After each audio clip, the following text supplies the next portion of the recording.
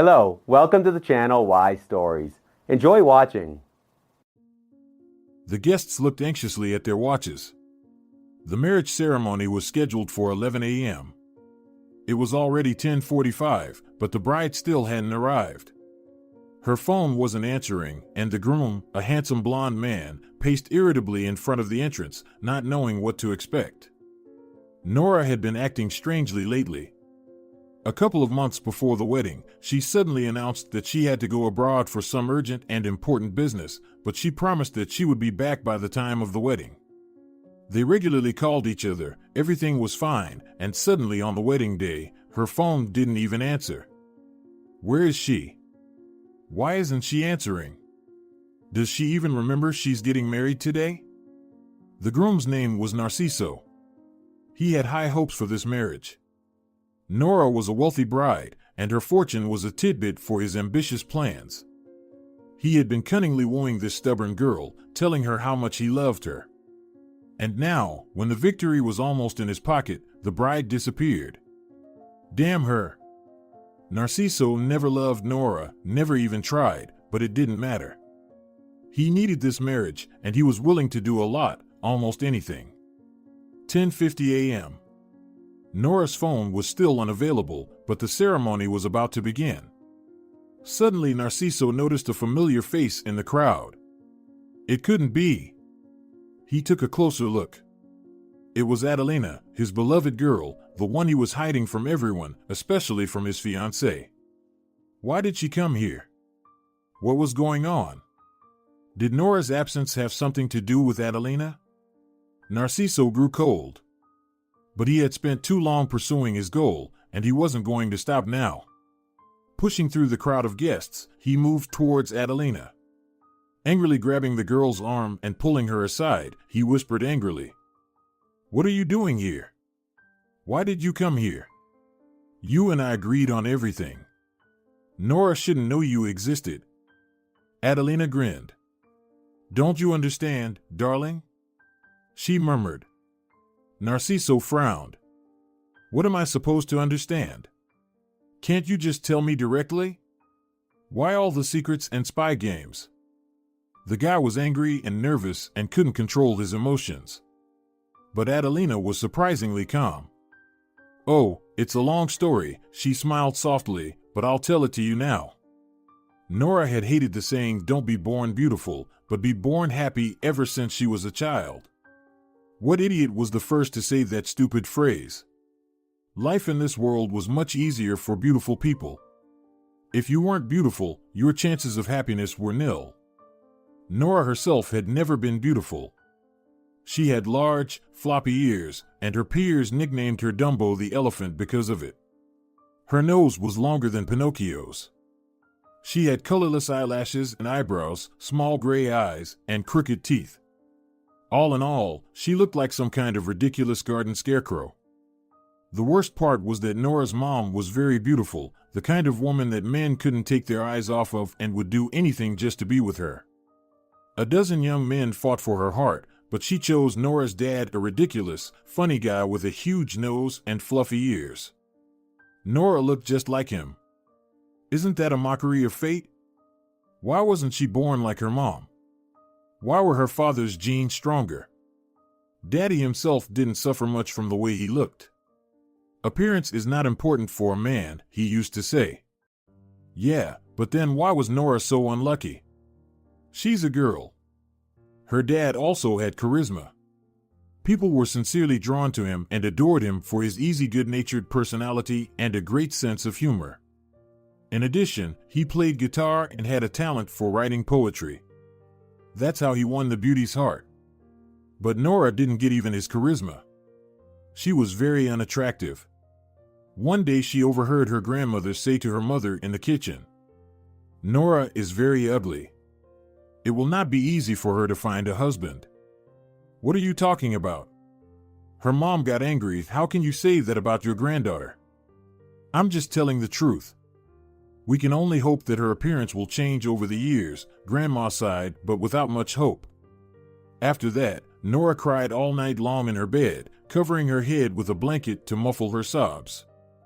Even though she was only 4 years old, she was already convinced that her grandmother's words were true. In kindergarten, the kids didn't want to be friends with her. The girls would gather in groups, whisper, and defiantly stop talking when Nora timidly approached them. "Can I play with you?" she asked shyly. Sometimes she was lucky, and the girls agreed, but most of the time they wrinkled their noses in disapproval. "We're playing princesses," Valeriana, a pretty blonde girl with a doll's face and clear blue eyes, explained to her. "The princesses are all beautiful, and you are not suitable for that, because you are not beautiful. But if you want, you can be a servant."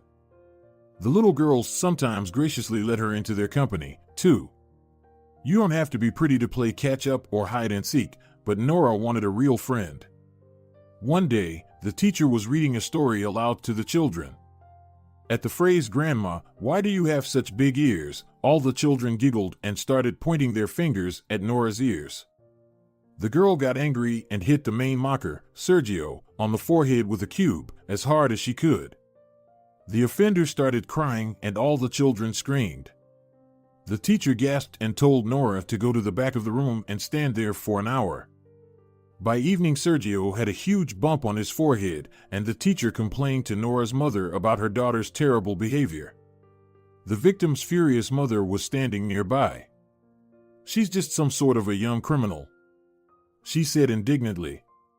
"Don't you educate your child at all? How can she treat her friend so cruelly?" "Sergio is not my friend," Nora said angrily, showing no remorse for what she had done. "He is constantly mocking me. He's a fool himself. I know that my ears are big, but he still pees his pants and can't count to 10. "Excuse us," her embarrassed mother mumbled. "I'll talk to her at home." "Yeah, do me a favor, talk to her." Sergio's mother pressed her lips into a thin line and, turning away defiantly, began to dress her son.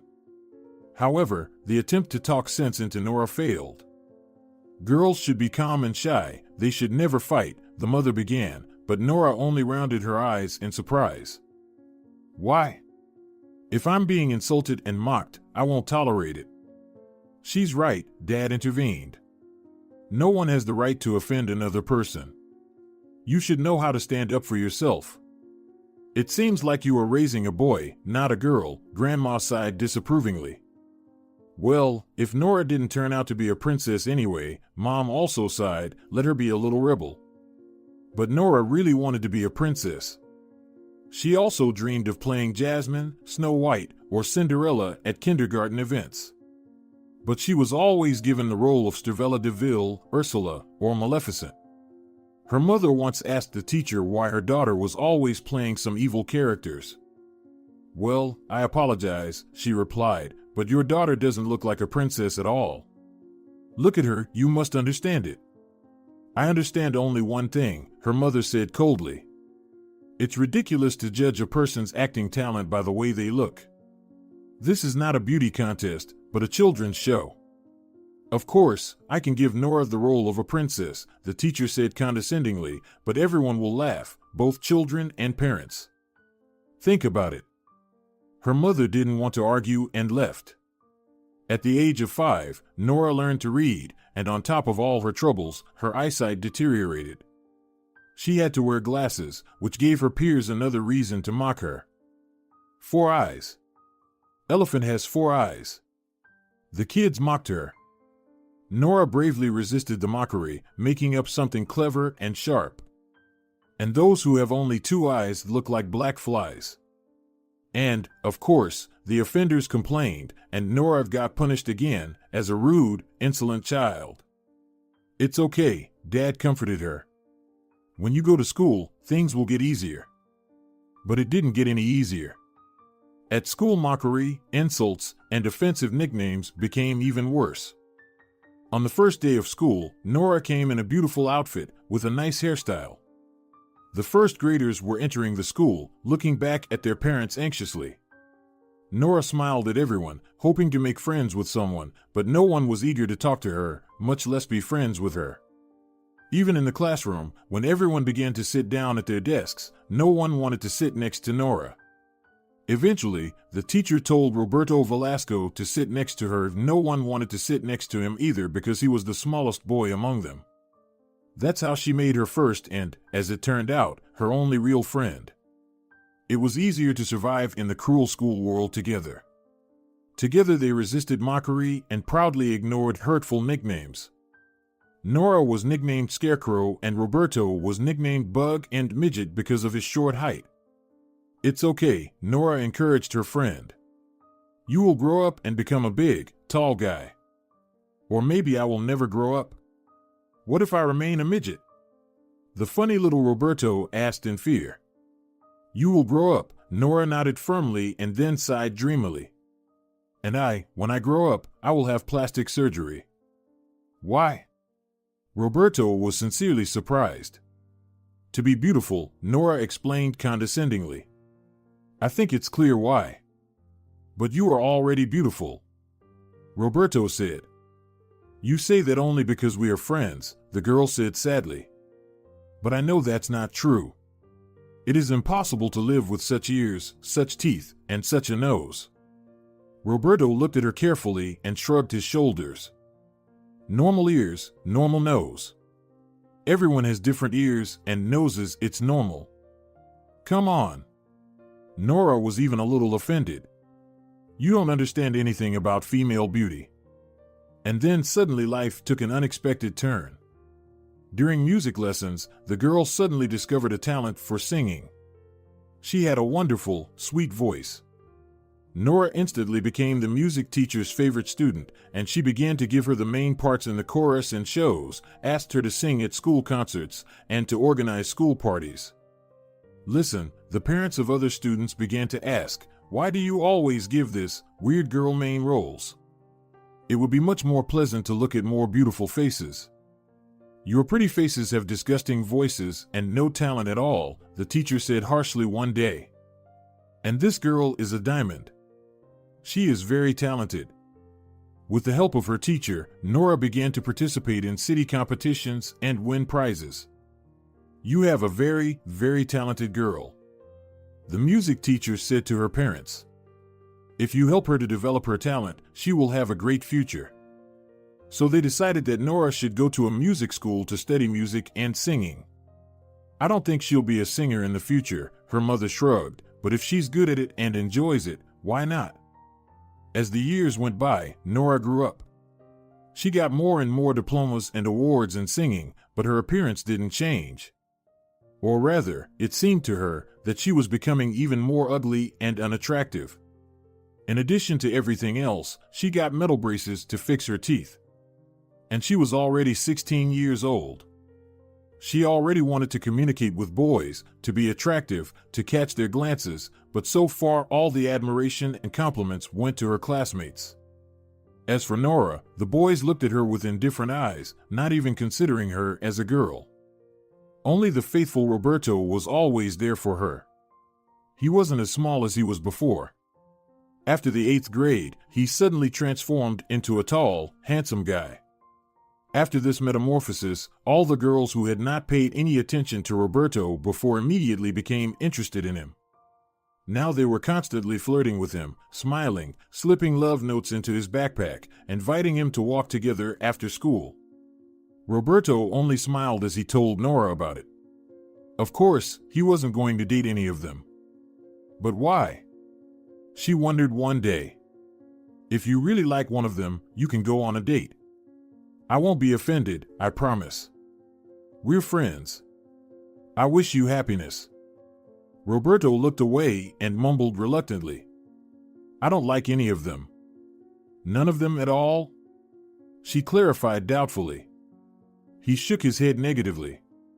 No one at all. You're weird, Nora said, but didn't focus on the subject. Nora secretly liked Alejandro Blanco, who didn't notice her at all. He was handsome and charismatic, so almost all the girls liked him. He could choose any of them. Nora had high hopes for the school New Year's Eve party. She would sing the Snowflake song at the party. She was especially good at singing this song. Her voice was sweet and sonorous. What if Alejandro would like the way she sings and finally notice her? What if he invites her to dance? What if he offers to walk her home after the party?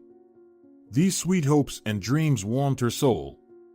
For the first time in her life, Nora really cared about how she looked.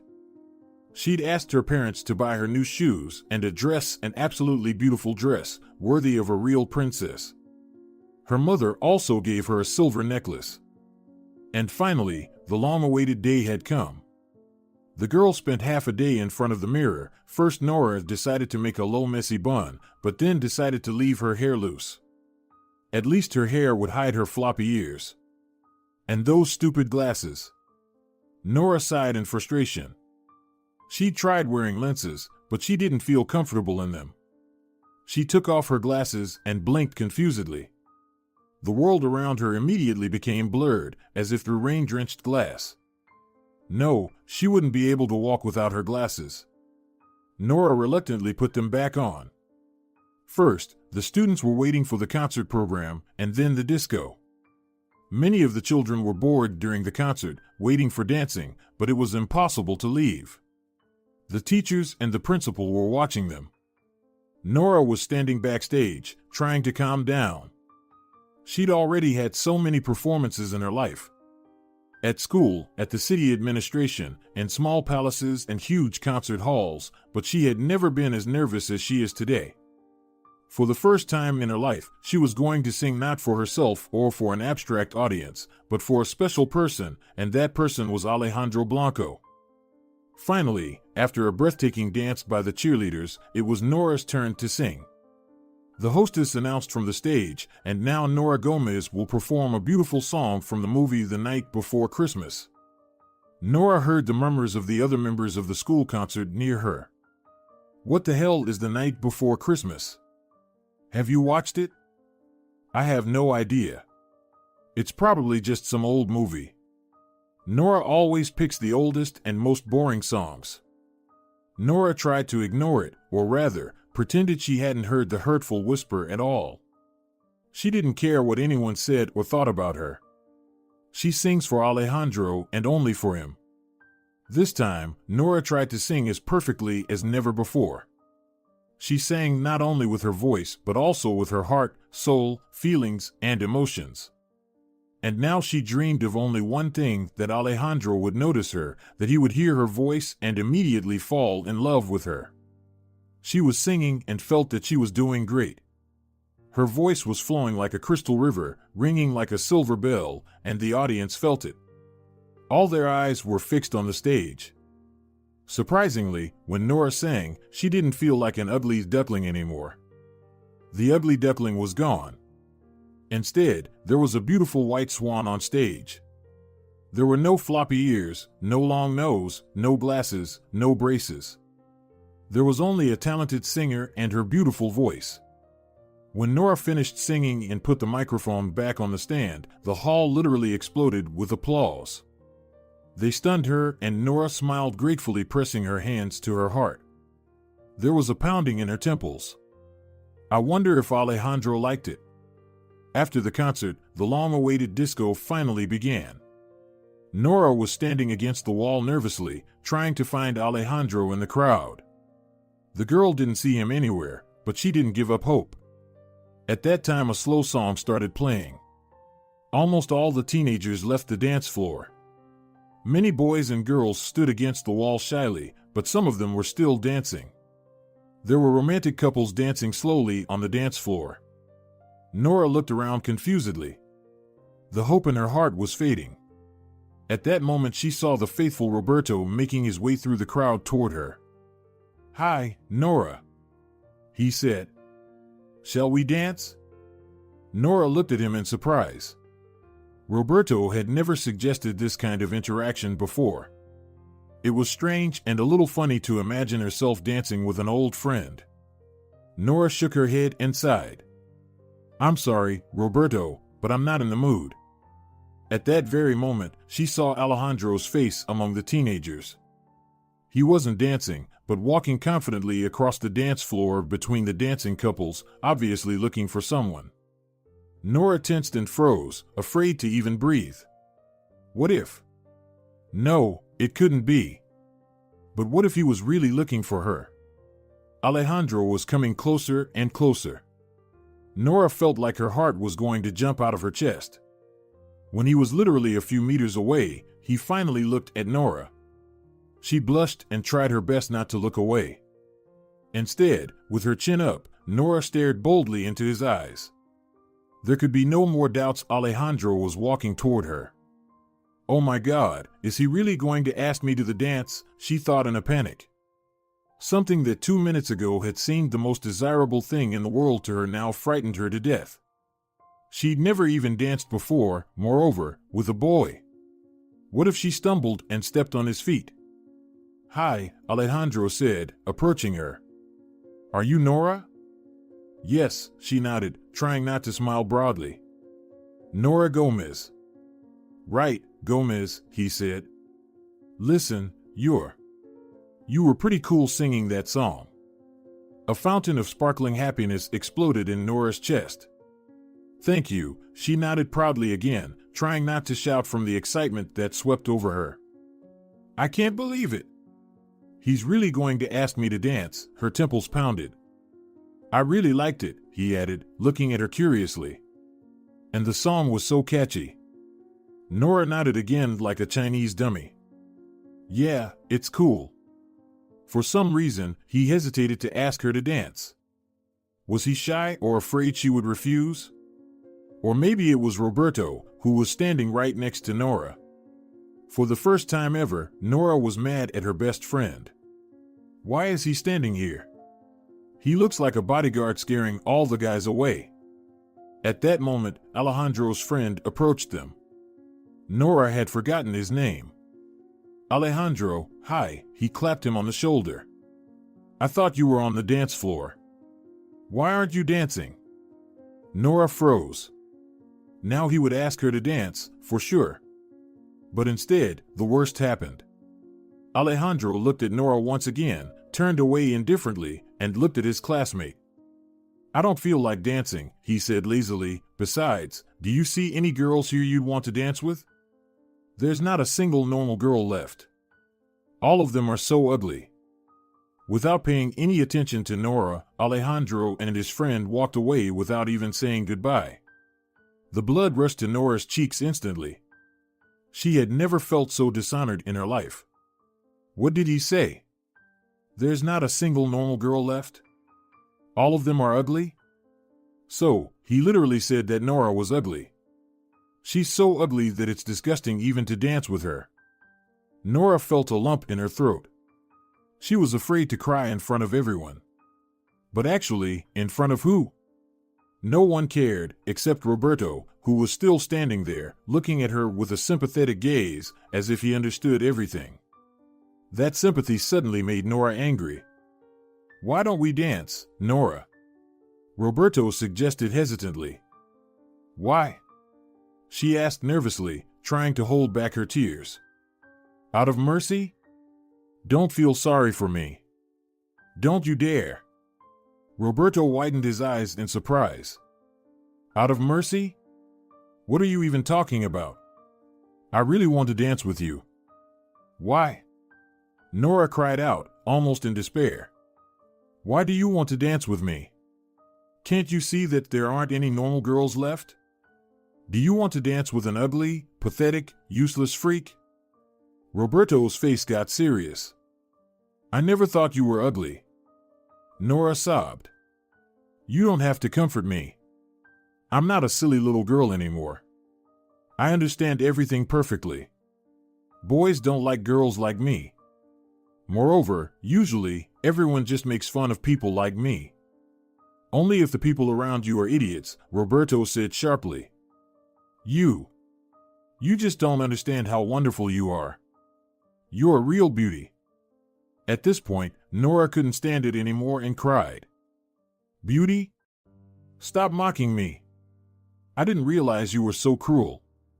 Roberto was completely confused and, taking an uncertain step towards her, awkwardly embraced her and pressed her head against his chest. "Nora, have I ever mocked you? I always tell you the truth. I really think you're—" He didn't have time to finish. They were surrounded by their classmates, curious about what was going on. Whoa, someone said. What's going on here? What kind of weird love scene is this? Has Roberto suddenly developed tender feelings for Nora? What an unexpected turn of events. Look at them, they're hugging in front of everyone, and they're not even embarrassed, another voice echoed from the crowd. Maybe we should sing a song about the bride and groom?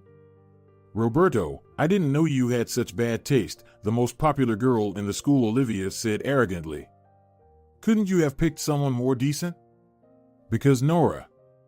She couldn't tolerate the humiliation any longer.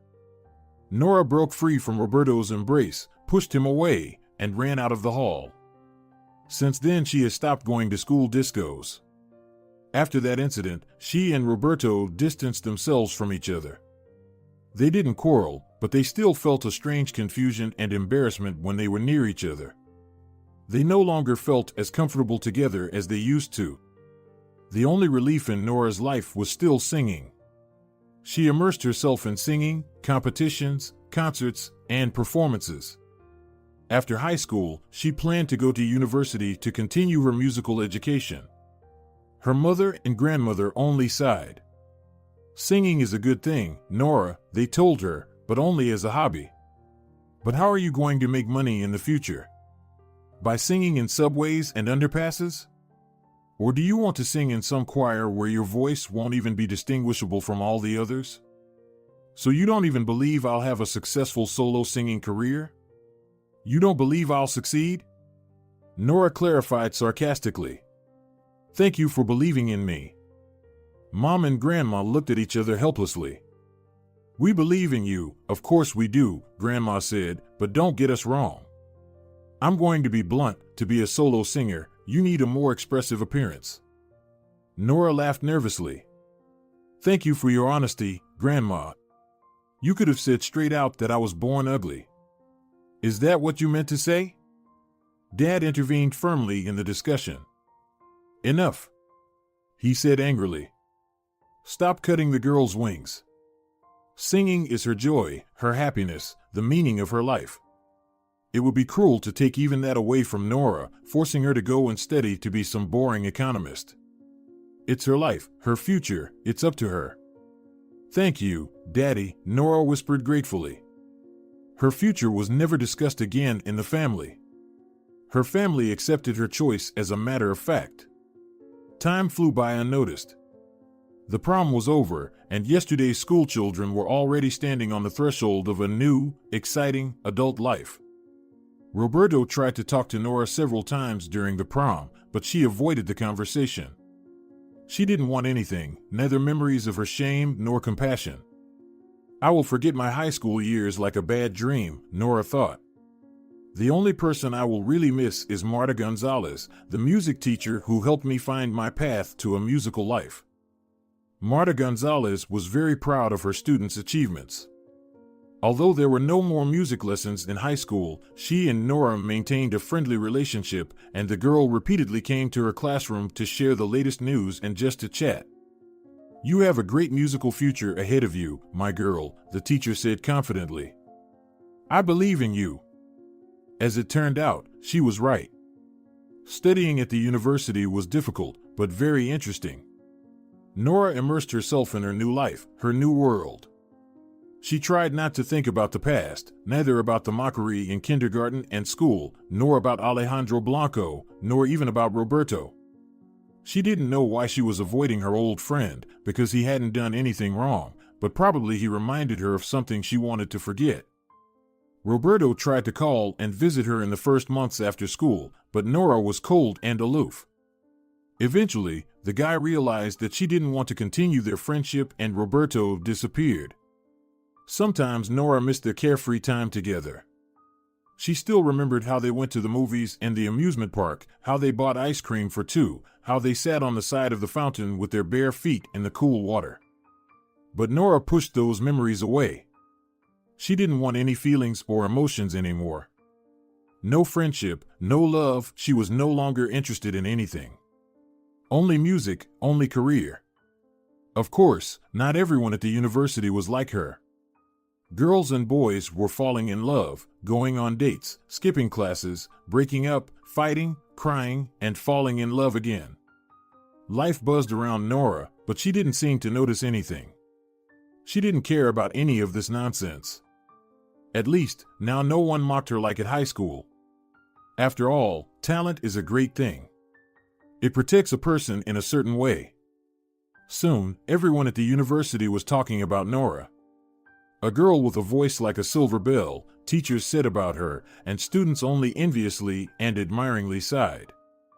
Would you like to try yourself in some TV show?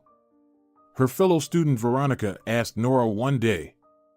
You'd be famous right away, I'm sure. Nora laughed unhappily. Can you imagine the shock of the TV hosts when they turn to me and see my face? No, thank you. Veronica looked at her meticulously. I think you underestimate yourself, Nora. Change your stupid old-fashioned glasses for contact lenses, get a fancy haircut, and dye your hair. Besides, you'll get your braces off soon, you said so yourself. You'll be completely unrecognizable. Yeah, Nora nodded grinningly. But you can always recognize me by my big ears and nose. Don't say that, Veronica replied. If you want, you can come to my place sometime. I'll do makeup for you. Just to see how it looks. What if you like it? No, Nora shook her head stubbornly. I don't want to. Thank you. Veronica glared at her judgmentally. It seems like you're just afraid to awaken your femininity, afraid to be attractive. I'm afraid, Nora admitted frankly after a pause. I'm afraid that no one will need that awakened femininity. It hurts too much, you know? To know that nobody needs you, nobody cares about you. I don't want that anymore. Not anymore. It's not for me. Veronica only sighed frustratedly. I just wanted to help, but whatever. The student years have come to an end. Before getting their diplomas, the graduates of the university organized an unforgettable music concert. Some of them were singing, some of them were playing musical instruments. Naturally, Nora was the biggest star of the event. Everyone applauded her loudly and gave her lots of flowers. Teachers called her the pride of the whole university. But the most incredible thing happened a little later. When Nora, holding many huge bouquets of flowers, was already making her way to the exit, an elderly gentleman blocked her way. He looked like a foreigner. A man with dark curly hair and back eyes looking very stylish in spite of his age. He was about 60. Good evening, Signorina, he said, kissing her hand fervently. Nora almost dropped all her flowers out of embarrassment. Good evening, she said awkwardly, clutching the bouquets with one hand while the other was still in the stranger's hands. Let me introduce myself. My name is Andre DeLuca. My job is to search the world for new talent. Your voice is incredible, bellissimo, marvelous, amazing. He was showering compliments in Spanish, mixed with Italian words, and Nora felt dizzy. Are you Italian? She asked incredulously. Si. He nodded. Si, of course, I am. Italiano. He added, to make it more clear to her. But you speak Spanish very well. Because many of my clients are Spanish-speaking singers. Your clients? Nora asked incredulously. Oh, I see that Signorina is confused and tired of holding this huge bouquet of flowers. Let's have a cup of coffee somewhere nearby and I'll tell you about my work. But why? Nora asked, clutching the flowers tightly to her as if they were a protective shield. I have an offer for you that would be impossible to refuse. Impossible, he added persuasively, shaking his lush hair. And suddenly, Nora said yes.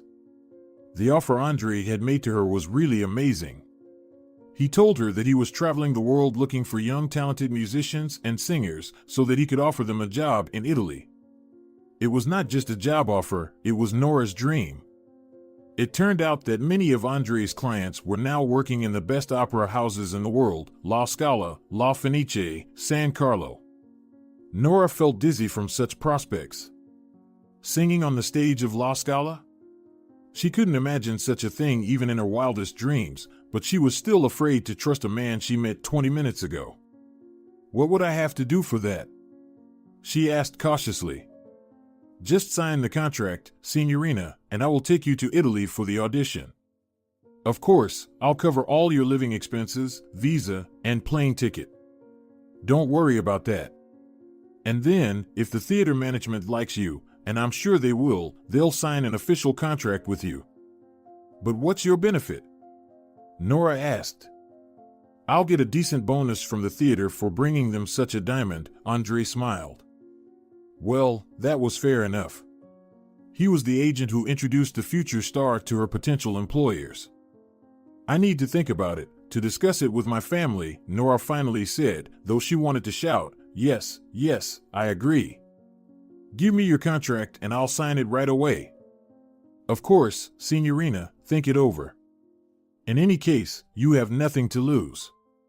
Nora said exactly the same thing at home that evening. I have nothing to lose in any case.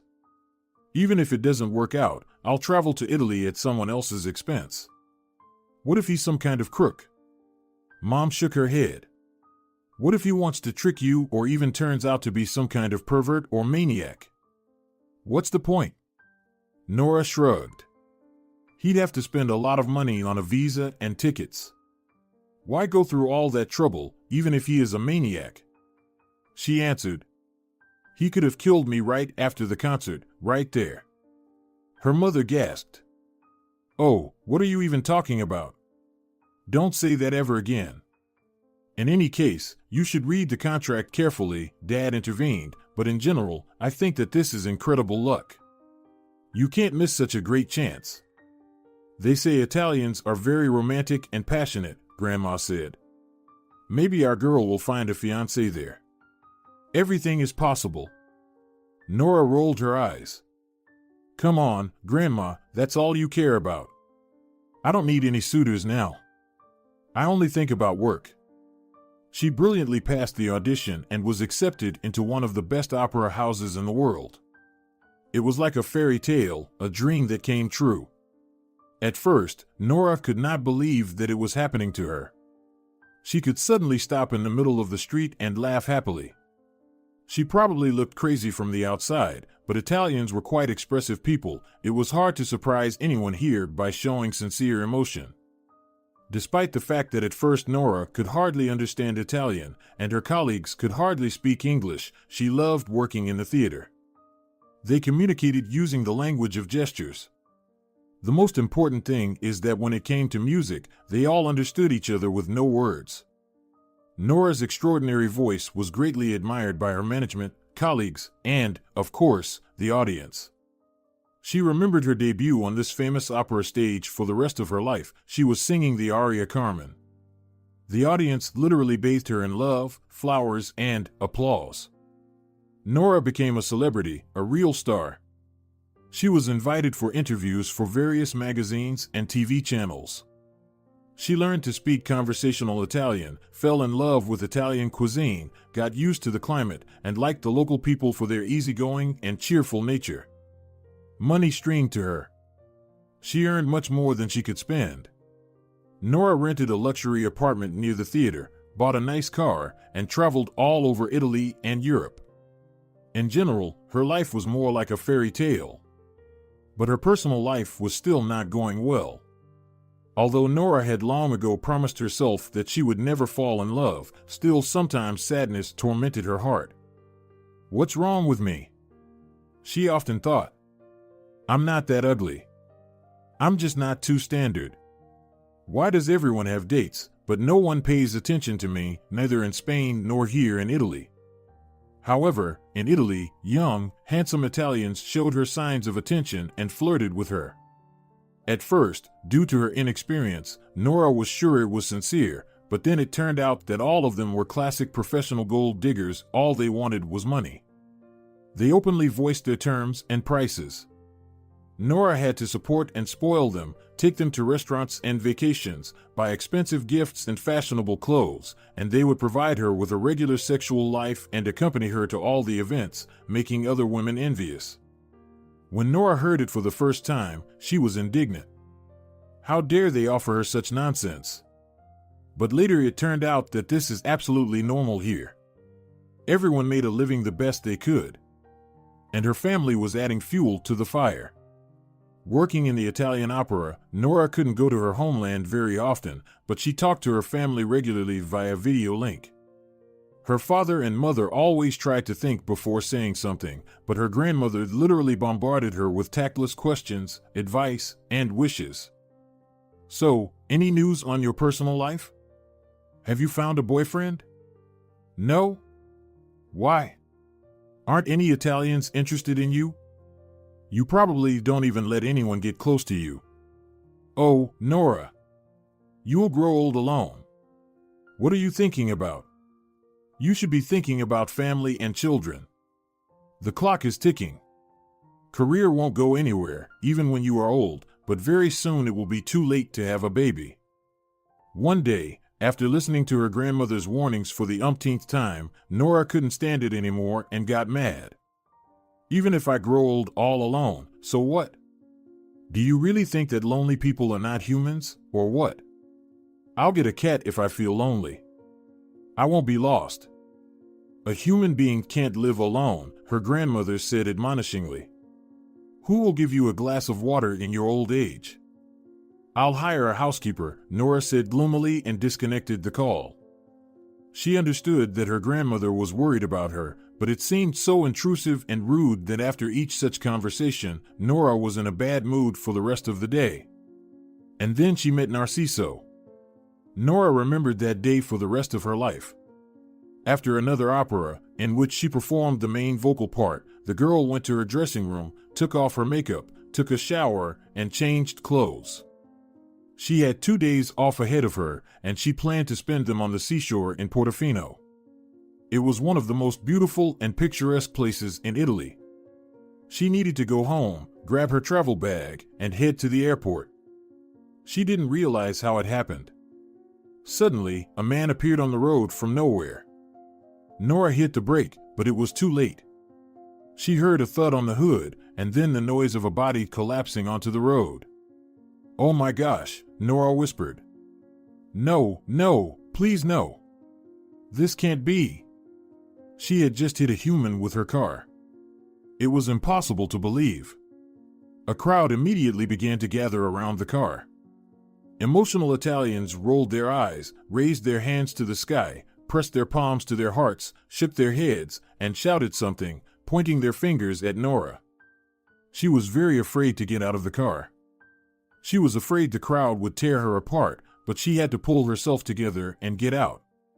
She opened the door, got out of the car and, afraid to look in the direction of the body, raised her hand and said, "Calm down, please. I'm going to call the police and an ambulance." What was her surprise when the body moved and uttered in a mix of broken Italian and Spanish, "Don't call the police. I'm fine, I'm okay." Nora gasped and leaned over the injured man, unable to hold back a sigh of relief. Alive. At least he's alive. She's not a killer. "I'll take you to the doctor," she said confusedly. "Forgive me, please forgive me. I don't know how it could have happened. I just didn't see you. God, what a blessing that you are alive. Don't worry, I'll cover all medical expenses." Wow, the victim marveled, looking up at her with surprised eyes. "Do you speak Spanish?" Nora looked into his eyes and realized she was lost. In half an hour they were sitting at a table in her favorite restaurant, talking as if they had known each other for 100 years. The man's name was Narciso. He had come to Italy as a tourist. And he was very handsome. It seemed like a god from Roman mythology had come to life. Blonde curls, sensual lips, light blue eyes. At one point Nora realized she wasn't listening to what he was saying. She just watched the way his lips moved. It was a mesmerizing sight. She was frankly staring at him. Eventually, Narciso stopped talking, probably noticing that her thoughts were wandering far away from the topic of conversation. "I'm sorry, I must be boring you with my stories. It's not interesting to you?" "Very interesting." She nodded. She had completely forgotten about the time, about being late for the airport. But she didn't need a weekend in Portofino anymore, as long as her new friend continued to sit next to her and talk to her. But all good things come to an end sooner or later. Narciso glanced at his watch and realized, "Damn, I've taken up so much of your time. I'm sorry." "It's all right," Nora said with a sigh, realizing that the fairy tale was coming to an end and the magical evening was almost over. The waiter brought the bill, and Narciso insisted that he would pay for both of them. After the pushy brazen gold diggers who believed that Nora should pay for all their pleasures, it seemed especially nice. However, Narciso didn't know she was rich. He didn't recognize her at all. He was not fond of opera and didn't even know that she was a famous singer. They walked out of the restaurant together and stopped hesitantly looking at each other. Perhaps now they should say goodbye and go their separate ways. Nora was sad to think about it, but Narciso suddenly asked, "Do you often visit your homeland?" "Not very often. Why?" She replied, "It's just that I have a flight home tomorrow night, but I would like to see you again." Her heart jumped up with joy. "See me again?" Nora repeated. Narciso nodded. "Yes, I had such a good time with you. I would like to talk about so many things." "Leave me your phone number," Nora asked, pulling herself together. "When I'm in Spain, I'll call you." That's how their romance began. A romance that was completely unbelievable. If someone had told Nora a month ago that an unbelievably handsome man would fall in love with her, she would not have believed it, but nevertheless, that's exactly what happened. Narciso fell in love with her without knowing that she was rich and famous. He was interested in Nora herself, not her money and fame. After a month of tender and romantic courtship, he proposed to her. Nora didn't hesitate for a second. When her contract with the Italian theater came to an end, she refused to renew it. Now she was going to build her life in her homeland with her beloved husband. She wouldn't be out of work anyway. Any opera house would gladly hire such a star. Nora introduced her fiancé to her parents and grandmother. Mom and Dad treated the future son-in-law a little wary. This sudden outburst of love seemed strange to them. It looked a little suspicious. "Don't get me wrong, darling," her mom said to her later, embarrassed. "Narciso is such a charismatic, handsome guy. But I'm ugly, right?" Nora interrupted her sharply. "That's what you were going to tell me." Her mom was embarrassed. "No, of course not. It just seems a little weird anyway." "Mom, thank you again for believing in me," Nora said emotionally. "You don't even believe that someone could fall in love with your daughter." Grandmother was pleased, though. Finally, her cherished dreams were coming true. Her granddaughter had found a handsome suitor, the wedding was already scheduled, and hopefully, she would have a chance to see her great-grandchildren. But 2 months before the wedding, Nora accidentally overheard Narciso talking on the phone. She was going to go shopping, but forgot her purse and returned home. Standing in the doorway, she heard Narciso's voice. He was talking to someone. His voice was rough and irritated, very different from his usual soft and affectionate tone. "Yes," Narciso was saying, "I need it urgently. The wedding is just around the corner. You know, I don't think I can stand living with such a wife for long." She froze and listened more carefully. Her heart was pounding like crazy. Of course, it should be instant death with no chance of rescue, and it should be impossible to detect the poison in the body. "You said you had such a poison, so it would look like a heart attack or something. So the coroner can't determine the actual cause of death." Nora pressed her back against the wall and shuddered. What had Narciso just said? Poison, death, heart attack? "Of course, I'll pay as much as needed," her fiancé continued. "Money won't be a problem. When my wife dies, I'll be very rich." What the hell is going on? Nora refused to believe her own ears. Was he talking about her? But why? Why did you want to kill her? Yeah, Narciso continued. I'm sick of pretending to be the idiot who fell in love with her. Every time I force myself to kiss her, I look at her and think, oh my gosh, I wish you'd just die as soon as possible, and then I'd get all your money. Nora felt disgusted. So all of Narciso's love is a lie? A brazen, cynical, despicable lie? Was it all for the sake of marrying her and then sending her to the other world and getting all her wealth? What a dirt. What a vile, pathetic man. How could she believe him? Mom and Dad were right. But she didn't listen.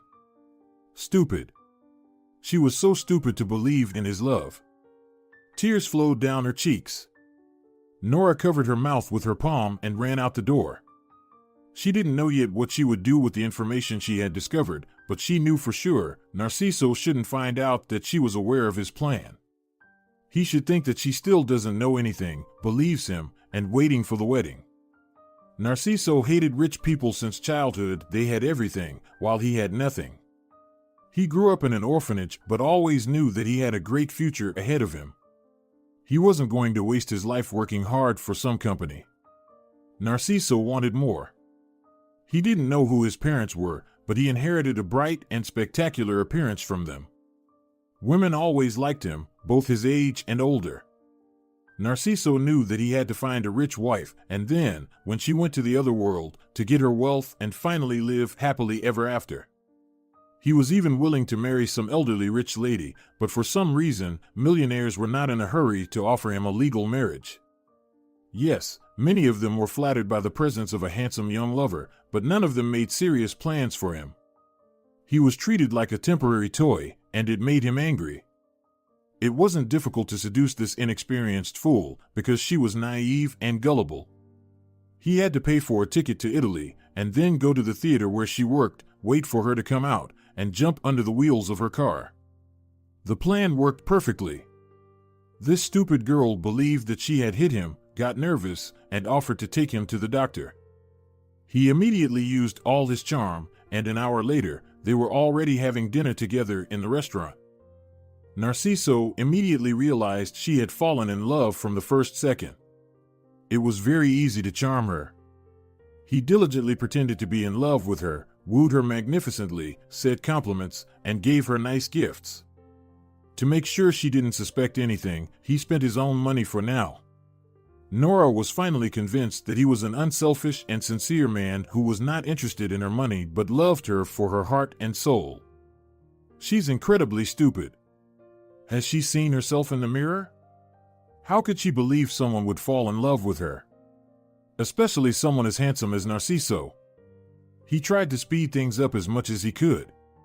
But he still felt that things were moving too slowly. Their marriage ceremony was supposed to take place in 3 months.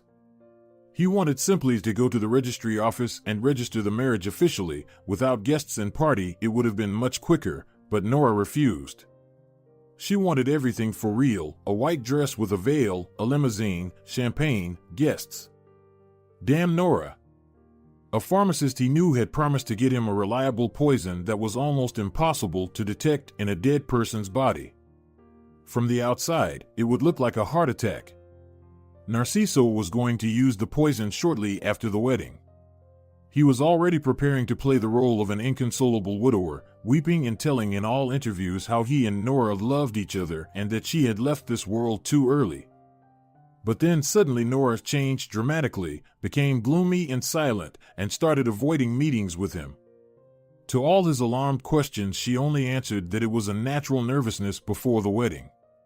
And then suddenly she packed up and left for Italy. I have some work to do at the theater, she explained. I'll take care of it and come back. It's only for 3 months. Don't worry, Narciso, I'll be back before the wedding. Don't be too sad while I'm away. I'll be back soon. But he didn't even think of being sad. On the contrary, this time before the wedding was a relief for him. He no longer had to pretend to be madly in love. He could relax and enjoy his life. And 2 weeks ago, he'd met a gorgeous girl at a nightclub. She approached him and asked him to buy her a cocktail. Narciso looked at her and immediately fell in love with her thin waist, big breasts, lush hips, a waterfall of silky golden hair, plump scarlet lips, expressive almond-shaped eyes, small nose. She looked like a goddess. "Hi, my name is Adelina," she introduced herself. It seemed to Narciso that she was not talking, but purring like a kitten. Her voice was so mesmerizing. He fell in love like a schoolboy, even though he realized that Adelina only wanted money from him. She shamelessly asked for gifts, jewelry, expensive clothes, luxury handbags. She demanded to take her to expensive clubs and restaurants, and Narciso obeyed her whims, spending the last of his money, hoping to become rich soon. "Why don't you marry me?" she asked capriciously. "I'll marry you, I'll definitely marry you," he promised. "But not now, later. First, I'll handle some things." "I know what you are talking about," Adelina said one day, resentfully. "You're going to marry that ugly freak." "It won't take long," Narciso promised. "I have to do that. You'll understand everything later. Just be patient. The most important thing is that Nora never sees you. We can't let her find out about you. If you obey me, very soon you and I will be happy together." "But where will Nora go?" she asked incredulously. "Don't think about it. I will take care of it. Just trust me." Finally, when the job was almost done, the wedding day had come. Nora had called a week before saying that she would come back on time, that everything was fine, but suddenly something went wrong. Narciso kept nervously calling his fiancé. They should have been at the marriage registry hall a long time ago, but Nora was still not there. Suddenly, Narciso noticed Adelina's face in the crowd. No way. Why did she come here? He angrily grabbed the girl's arm, pulled her aside, and whispered angrily, "What the hell are you doing here? I told you to stay away from Nora. What the hell are you doing?" Adelina grinned. "Don't you understand, darling? What am I supposed to understand? Can't you just tell me directly? Why all the secrets and spy games?" "Well, then, listen to an interesting story." The girl coughed and began loudly, attracting everyone's attention. Once upon a time there was a handsome but poor guy named Narciso. He wanted to have a lot of money, but he was not willing to work, so he tried to get money in another, easier and more pleasant way, for example, through the beds of rich women. "What are you talking about?" He clenched his teeth and grabbed her arm. "Shut up, silly girl." But Adelina calmly pulled her hand away. "Darling, try to control your emotions," she murmured and continued. One day Narciso met Nora, a rich, naive, and ugly girl. She was easy prey. It was enough to fake a car accident, and the girl fell in love with the poor injured boy. Narciso turned cold. What is she talking about? How did she know about the fake accident? He hadn't told anyone about it. They began a passionate romance. So passionate that Narciso quickly proposed to Nora.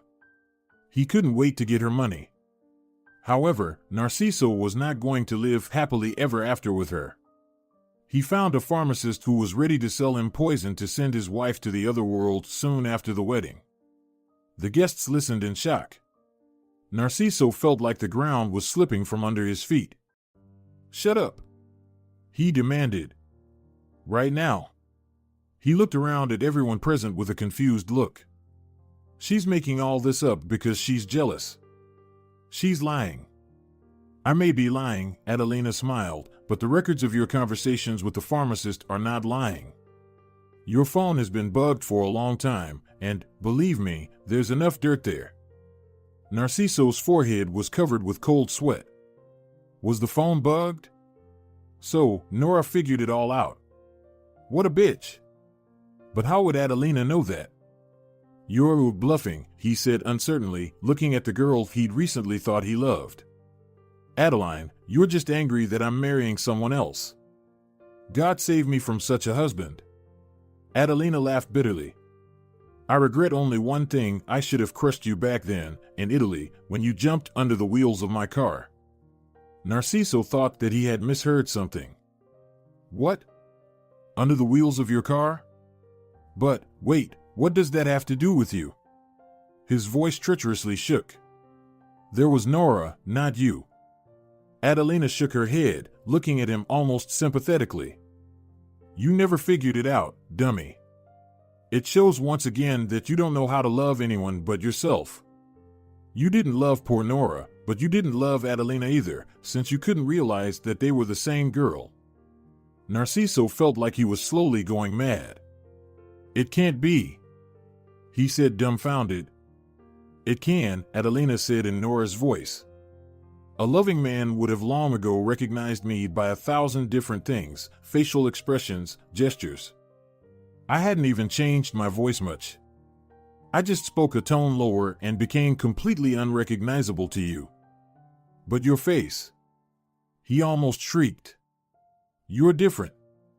Where are your floppy ears, your nose, and your stupid glasses? And Nora's hair was a different color. You're an idiot, Adelina, aka Nora, sighed. I traveled abroad and had a few plastic surgeries. It wasn't cheap, but it was worth it to reveal your plan and to make myself look better. I'm tired of being just an ugly freak. I'm an opera diva after all, and I have a bright future ahead of me. The guests began to whisper, shocked by what they had heard. At that moment, the door to the wedding registry hall opened and the bride and groom were invited inside. Nora shook her head negatively. Thank you, but we're not getting married. The registry office employee looked at her in confusion. Are you sure?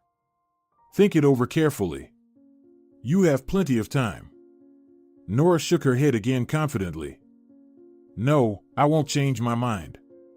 The wedding's canceled. And suddenly Nora felt exhausted and sat down on the floor, covering her face with her hands and crying. Narciso was immediately arrested. The dirt on him and on the pharmacist was enough to arrest both of them. Strangely, Nora experienced no joy or at least a trivial sense of satisfaction.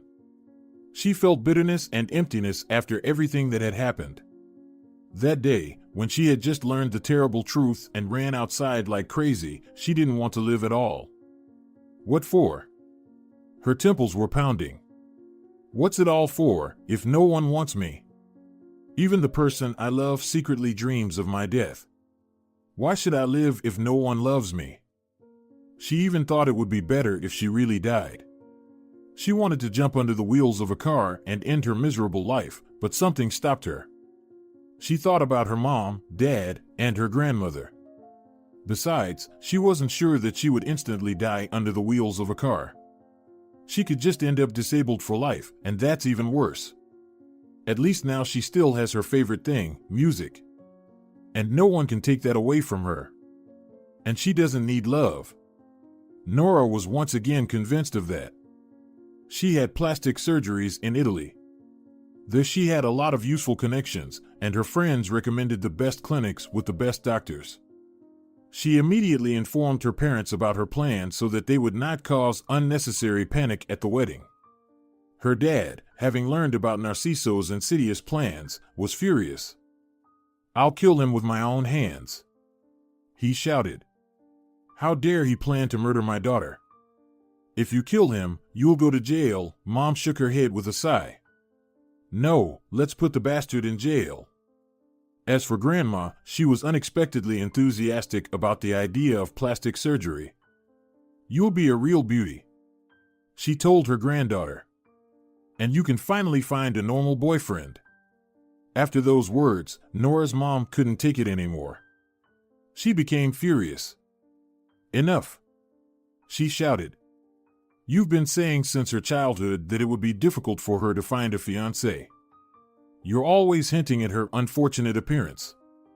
Stop it. Outer beauty is not more important than inner beauty, and getting married is not the most important thing in life.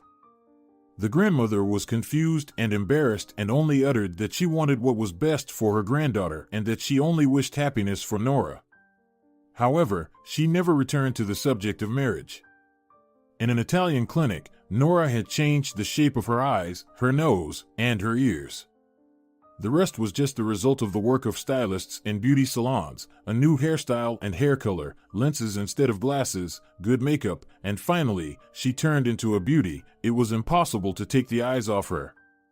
Her body has always been attractive, she just used to wear ugly oversized clothes. At first, Nora planned to make Narciso fall in love with her, so that he would feel the real pain, the same pain she felt.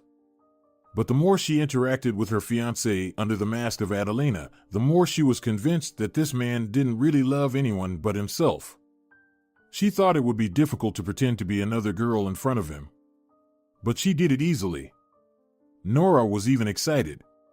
She wanted to put this scoundrel in jail so badly. She just had to get enough evidence and dirt.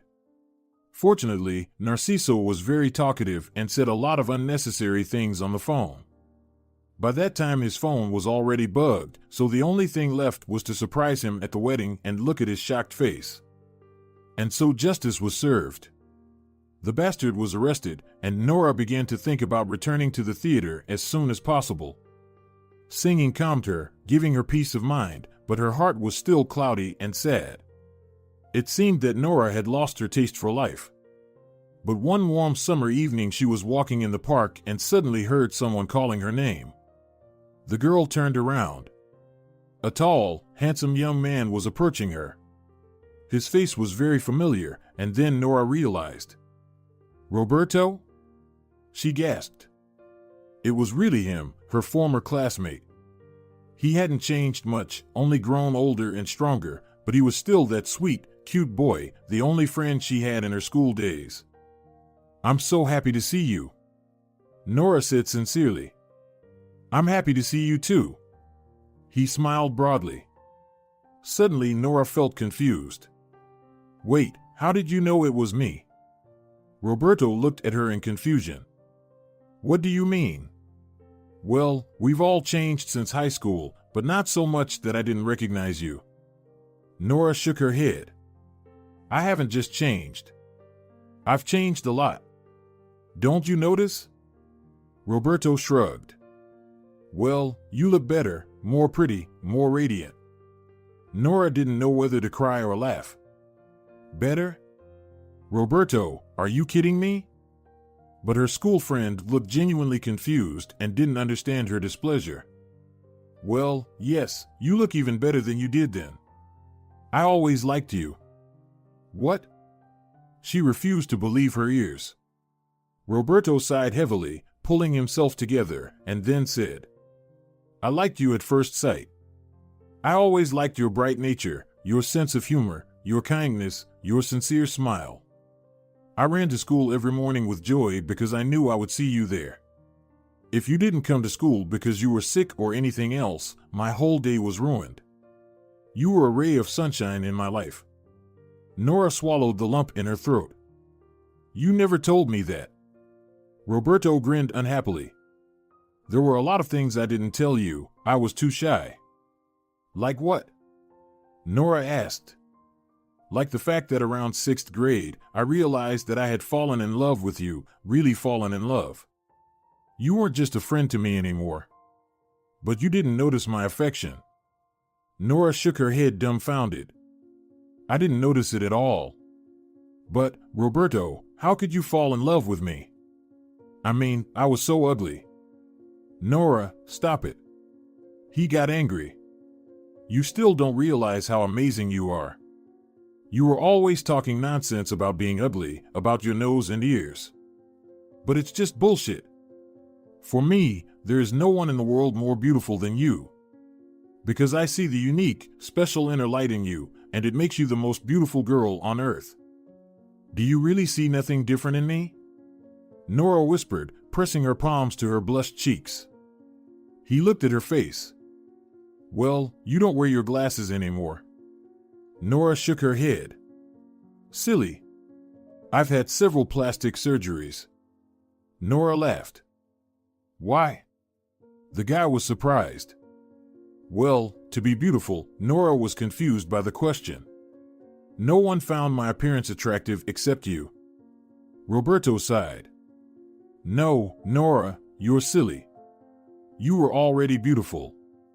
And those people who couldn't see your beauty, they were just blind, stupid strangers, and they didn't really care about you. Nora smiled. Do you care, then? I do, Roberto nodded seriously. I always did. There was an awkward pause. So, are you single, or? Nora asked cautiously. Roberto shook his head. I'm single. And in case you're curious, my feelings for you haven't changed since high school. Nora almost choked. Is that really possible? The guy sighed. Unfortunately, yes. I tried to forget you, but for all these years, I couldn't forget you. And you. What about you? Do you have a boyfriend? He asked cautiously. Nora shook her head. I'm completely single. Well, then, maybe, Roberto hesitated, shifting from foot to foot. Maybe we could go out? For dinner, or to the cinema, or theater. I'd love to, Nora nodded, smiling. And even though it was too early to make any predictions, no one knew how their relationship would turn out in the future, whether it would grow into something more than just a childhood friendship, or whether they would remain best friends. But there was one thing Nora knew for sure: he was the only person in the world who loved her and appreciated her for who she was. He loved her personality. The shape of her nose or the size of her ears didn't matter to him. He didn't even notice the difference after the plastic surgeries. To him, she was always the same Nora he had met years ago. And that means that even in the future, her gray hair, her wrinkles, or any other age-related changes won't matter to him. She will always remain the best girl for him, one and only. She could entrust her life, her loyal friendship, and, perhaps, her love to him. If you're enjoying it as well, leave a like and subscribe.